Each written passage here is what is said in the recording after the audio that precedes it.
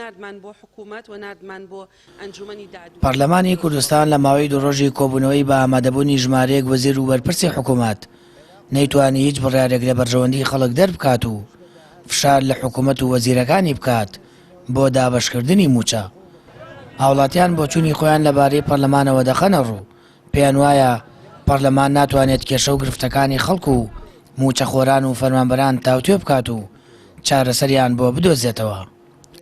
پەرلەمان تا ئێستا هیچ شتێکەوتوی نەبووە بۆ فەرمانبەران و بۆ هینی خۆی و هەر کۆبوونەوەیەکە هەر هیچ شتیا بەسەنی هیچ کاوێن تا ئێستا هیچمان هیچ نەبووە.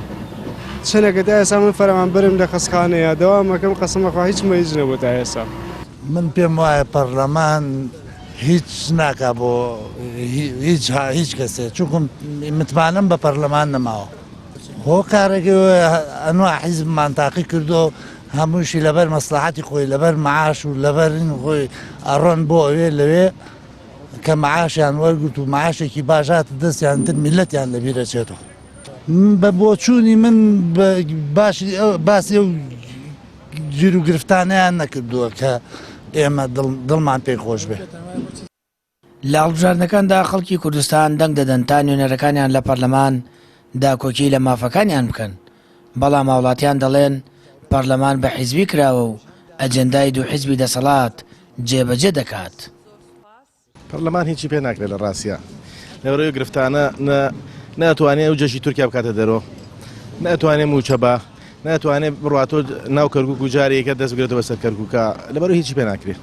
ئەڵی لەوە دەسەڵاتی ئەم حزبەی نییە خۆت زانین هەورە حکوومەتێکەیە و سێمایە حکوومەتێکەیە ئیتر مشکلەکە ئەوەیە ئەو شعالگە ئەم پێی ناخۆش ئەو حالیکە ئەو پێی ناخۆش ئیتر نازانین پشتوە کێ بەستی.